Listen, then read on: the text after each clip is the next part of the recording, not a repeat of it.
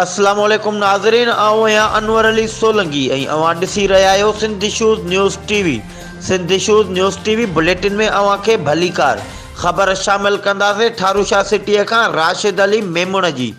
ठारू शाह भरिसां 1 महीनो अॻु पुलिस मुक़ाबले में मारिजी वियल नौजवान अतहर सोलंगी ऐं मोहब सोलंगी जे क़त्ल जो जवाबदार गिरफ़्तार न थियण ऐं नई GIT जोड़ण ख़िलाफ़ सोलंगी बिरादरी जे माण्हुनि जो मुहर्रम मज़हर सिकंदर ऐं अमल्ला सोलंगी जी अॻुवाणी में नेशनल प्रेस क्लब ते एहतजाजी मुज़ाहिरो कयो वियो, जिते हिननि मीडिया आॾो दाहींदे चयो त असांजे नौजवाननि जो क़त्ल में जवाबदार DSP हमीद पनवर खे पुलिस गिरफ़्तार नथी करे, जॾहिं त DSP पाण खे ऐं पुलिस एहलकारनि खे बचाइण लाइ नई GIT जोड़ण जी दरख़्वास्त ॾिनी आहे।